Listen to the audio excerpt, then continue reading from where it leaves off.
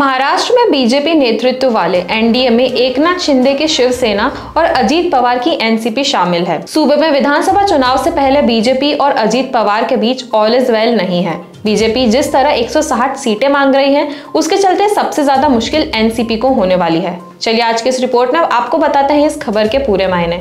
नमस्कार, मैं यशस्वी जोशी स्वागत करती हूं आपका यूबी ई मीडिया की पेशकश सियासत नगरी में, जहां हम आपके लिए लेकर आते हैं सियासत के गलियारों की वो खबरें जिनसे आप अनजान हैं। महाराष्ट्र विधानसभा चुनाव के ऐलान में अभी 3 महीने का समय बाकी है, लेकिन सियासी बिसात बिछाई जाने लगी है। केंद्रीय गृह मंत्री अमित शाह ने पुणे की रैली में शरद पवार को भ्रष्टाचार का सरगना और उद्धव ठाकरे को औरंगजेब फैन क्लब का नेता बताते हुए विधानसभा चुनाव में बीजेपी के अभियान का आगाज कर दिया है। अमित शाह पुणे से दिल्ली भी नहीं पहुंचे थे कि डिप्टी सीएम अजीत पवार ने स्थानीय निकाय चुनाव में अकेले लड़ने का ऐलान कर दिया है। इतना ही नहीं, सीट शेयरिंग को लेकर पहले से एनडीए में खींचतान चल रही और अब अजीत पवार के एकला चलो की राह पर कदम बढ़ाए जाने के बाद सवाल उठने लगे हैं कि क्या महाराष्ट्र एनडीए में सब कुछ ठीक नहीं चल रहा है। पिछले साल अजीत पवार अपने चाचा शरद पवार का तख्ता पलट का एनसीपी में 40 विधायकों के साथ एनडीए का हिस्सा बन गए थे। लोकसभा चुनाव के मद्देनजर पश्चिमी महाराष्ट्र के इलाके में बीजेपी ने अपने सियासी समीकरण को दुरुस्त करने के लिए अजीत पवार को अपने साथ मिलाया था। शिंदे सरकार में अजीत डिप्टी सीएम बने, लेकिन 2024 के लोकसभा चुनाव में सियासी मुफीद साबित नहीं हुए।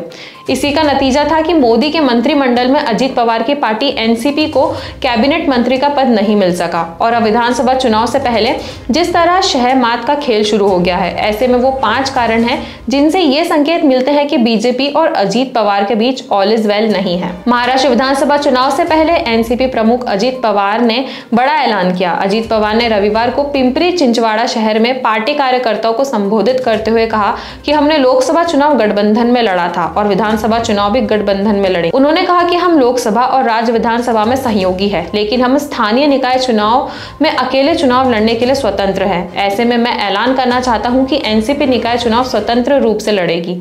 स्थानीय निकाय चुनावों में अकेले उतरने का अजीत पवार का बयान ऐसे समय पर आया है जब उन्हें लेकर एनडीए में सवाल उठ रहे हैं। अजीत पवार ने भले ही स्थानीय निकाय चुनाव अकेले लड़ने की बात कही हो, लेकिन उसे विधानसभा चुनाव से भी जोड़ा जा रहा है। सीट शेयरिंग फॉर्मूले पर अब बात कैसे बनेगी।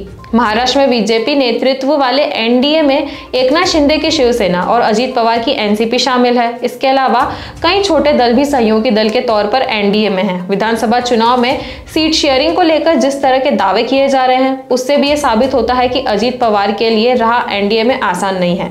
राज्य की 278 विधानसभा सीटें हैं। बीजेपी जिसमें 160 सीट पर चुनाव लड़ने का दावा कर रही है, तो एकनाथ शिंदे की शिवसेना और अजीत पवार की एनसीपी 100 सीटों पर मांग कर रही है। इस तरह से सीट शेयरिंग को लेकर मामला उलझ चुका है। बीजेपी जिस तरह 160 सीटें मांग रही है, उसके चलते सबसे ज्यादा मुश्किल एनसीपी को होनी है। लोकसभा चुनाव में एनडीए में बेहतर स्ट्राइक रेट शिंदे की पार्टी का रहा है, जिसके चलते बीजेपी हर हाल में शिवसेना को अपने साथ रखना चाहेगी। ऐसे में सबसे बड़ी टेंशन अजीत पवार की है, क्योंकि उनके पास 40 विधायक हैं और शिंदे के पास 38 विधायक हैं। लोकसभा की तरह विधानसभा में शिवसेना को सीटें मिलती हैं तो उससे अजीत पवार तैयार नहीं होंगे। बीजेपी लोकसभा चुनाव के बाद से अजीत पवार से सबसे ज्यादा शिंदे को सियासी अहमियत दी जा रही है, उससे भी ये संकेत मिल रहे हैं। केंद्र में तीसरी बार बनी मोदी सरकार में अजीत पवार की पार्टी को जगह नहीं मिली है। मोदी मंत्रिमंडल के गठन के दौरान अजीत पवार भी पार्टी को राज्य मंत्री के पद का ऑफर दिया गया था, जिसे एनसीपी ने स्वीकार नहीं किया था। अजीत पवार की मांग कैबिनेट मंत्री पद की थी, जिसे बीजेपी ने स्वीकार नहीं किया। हालांकि बीजेपी ने एक लोकसभा सीट जीतने वाले जीतन राम मांझी को कैबिनेट का पद दिया था। इसके अलावा बीजेपी ने अपने सहयोगी जेडीएस के नेता कुमार स्वामी और एलजी के चिराग पासवान को कैबिनेट मंत्री बनाया। जेडीयू और टीडीपी को भी कैबिनेट पद दिया, तो 2 सीटें जीतने वाले जयंत चौधरी को स्वतंत्र प्रभार मंत्री बनाया गया। ऐसे में एनसीपी को कैबिनेट पद ना देना अजीत पवार के लिए साफ संदेश है, जिसे लेकर तमाम कयास लगाए जा रहे हैं। बीजेपी ने 2024 लोकसभा चुनाव में जिस सियासी लाभ की उम्मीद में अजीत पवार के साथ हाथ मिलाया था, वो पूरा नहीं हो सका, बल्कि सियासी नुकसान उठाना पड़ गया। बीजेपी ने महाराष्ट्र की 48 लोकसभा सीटों में से 45 प्लस सीटें जीतने का लक्ष्य रखा था, क्योंकि 2019 में एनडीए 41 सीटें जीतने में सफल रही थी। 2024 में एनडीए को 17 सीटें ही मिल सकी और आईएनडीआईए गठबंधन को 30 सीटें मिली। एनडीए को 24 सीटों का नुकसान उठाना पड़ा और बीजेपी को 23 सीटों से घटकर 9 सीट पर पहुंचना पड़ा। अजीत पवार की पार्टी महज एक ही सीट जीत सकी। बीजेपी को पश्चिमी महाराष्ट्र में किसी तरह का कोई लाभ नहीं मिल सका। इसके बाद से अजीत पवार को लेकर सवाल खड़े हो रहे हैं। एकनाथ शिंदे अपने कोटे में 14 में से 7 सीटें जीतने में सफल रहे हैं। बीजेपी के लिए अब अजीत पवार से ज्यादा एकनाथ शिंदे अहम हो गए हैं। लोकसभा चुनाव के नतीजों के बाद आरएसएस के निशाने पर डिप्टी सीएम अजीत पवार है। संघ के मुखपत्र ऑर्गेनाइजर के एक लेख में साफ तौर पर अजीत पवार के साथ गठबंधन करने पर सवाल उठाया गया है। संघ के स्वयं सेवक रत्न शारदा ने इस लेख में कहा कि महाराष्ट्र में अजीत पवार के साथ हाथ मिलाने से बीजेपी को झटका लगा है।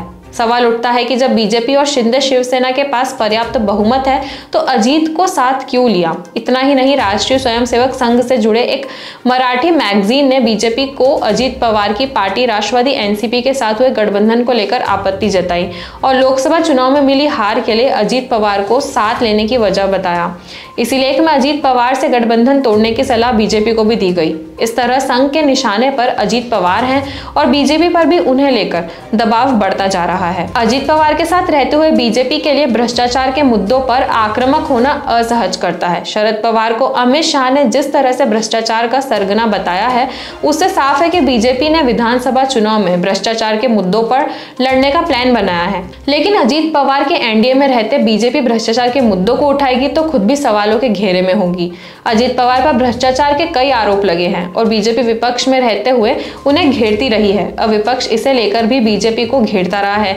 इस तरह से संकेत साफ है कि बीजेपी और अजीत पवार के बीच भले ही रिश्ते हों, लेकिन कितने दिनों तक बरकरार रहेगा ये कहना मुश्किल है। तो यह थी हमारी आज की खास रिपोर्ट और आपको यह कैसी लगी अपने विचार हमसे जरूर साझा करें।